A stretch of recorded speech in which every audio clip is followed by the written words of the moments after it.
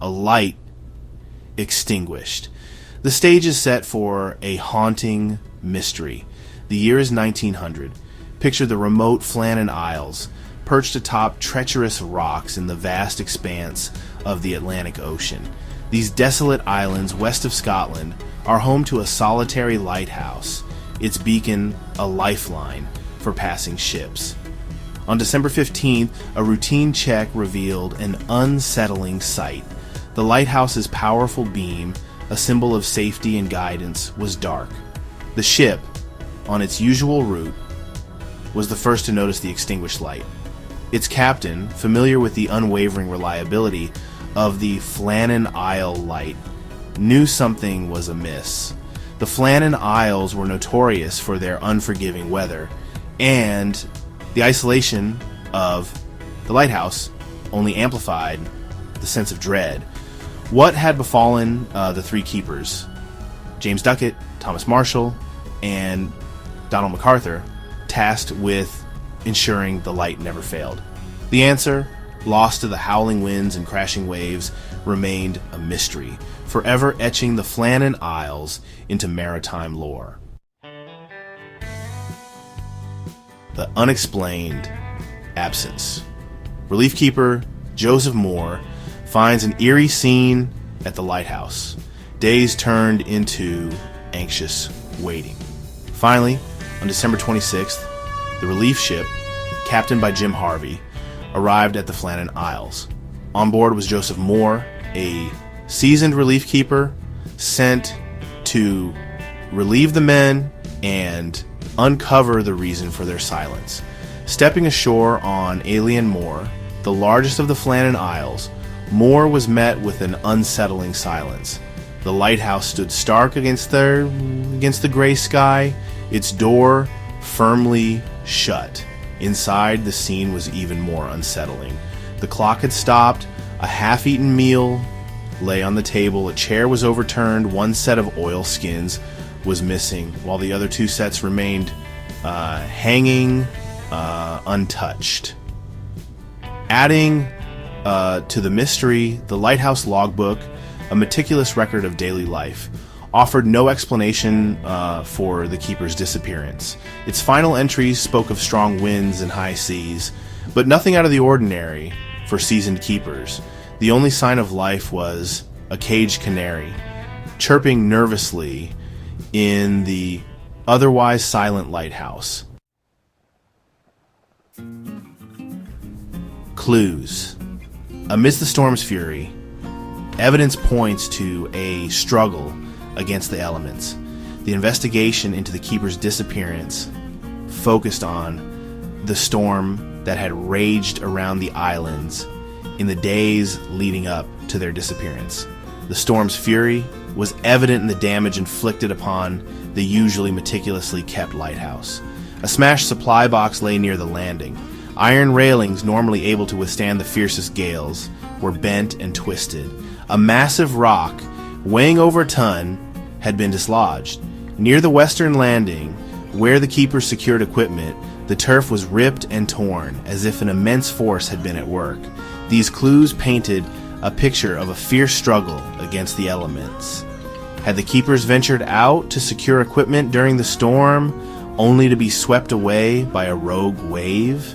Or did the storm conceal a more sinister truth, one that would forever shroud the Flannan Isles in mystery?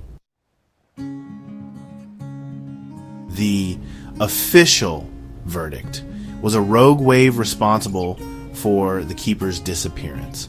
Robert Muirhead, superintendent of the Northern Lighthouse Board, was tasked with unraveling the mystery.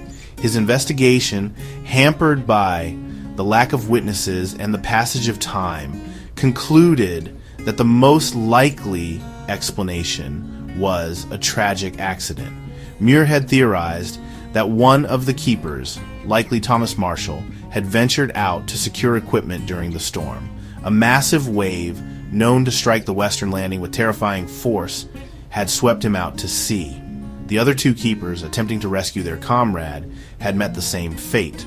This theory, while plausible, relied on circumstantial evidence and failed to explain certain inconsistencies. The missing set of oilskins, the overturned chair, and the lack of distress signals all hinted at a more complex and unsettling truth. Section 5, Whispers in the Wind. Alternative theories and unsettling possibilities emerge.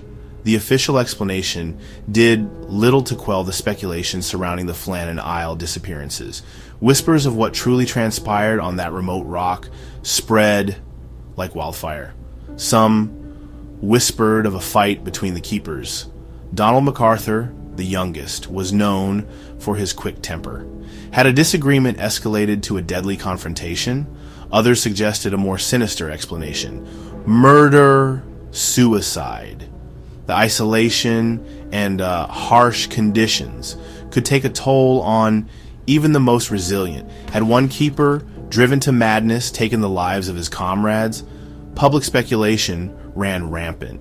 Tales of sea serpents, ghost ships, and foreign spies captivated the public. Some speculated the keepers had stumbled upon a smuggling operation or foreign spies. The Selwig, a supposed logbook detailing a horrific storm and final prayers, was later revealed to be a forgery. Section 6, Keepers of the Light. A glimpse into the isolated and perilous lives of these maritime guardians. To understand the Flannan Isle mystery, one must understand the life of a lighthouse keeper. Stationed on remote outposts, these men endured long hours, harsh weather, and profound isolation. Their duty was to keep the light burning, a beacon of hope for sailors navigating treacherous waters. Life on a rock like the Flannan Isles was particularly challenging. The constant roar of the waves, the biting wind, and the ever-present dampness took their toll. The keepers lived by strict routines, meticulously maintaining the light and fog signals. Their only contact with the outside world was the monthly supply ship and the occasional message relayed via semaphore or carrier pigeon. Section 7, Unearthing the Past. Historical records shed new light on the lives of lighthouse keepers. In 2023, nearly a century after the Flannan Isle disappearances, the National Records of Scotland released a treasure trove of historical documents, digitized Lightkeepers registers, spanning from 1837 to 1921. These registers offer a glimpse into the lives of over 1,300 keepers, including those stationed on the Flannan Isles.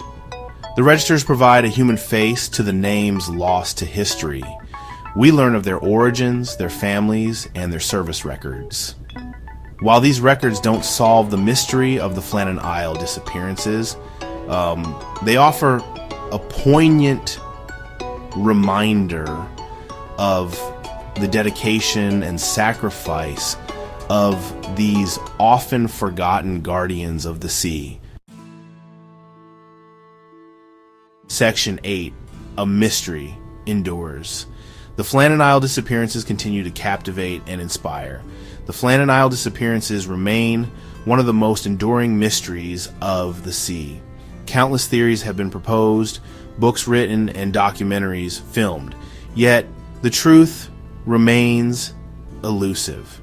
The isolation of the islands, the lack of definitive answers, and the enduring power of the sea all contribute to the legend. The mystery has become a cautionary tale, reminding us of the unforgiving nature of the sea and the fragility of life. It serves as a stark reminder of the power of the unknown and the limits of human understanding. The story has inspired countless works of fiction, from novels and plays to films and television shows. Each retelling attempts to provide answers to make sense of the senseless, but the true story, lost to the winds and waves, remains elusive. Section 9, Conclusion. The Flannan Isle lighthouse, automated in the 1970s, still stands sentinel over the treacherous waters of the North Atlantic. Its beam, now controlled by machines, continues to guide ships and warn them of danger. Yet, the mystery of the vanished keepers lingers.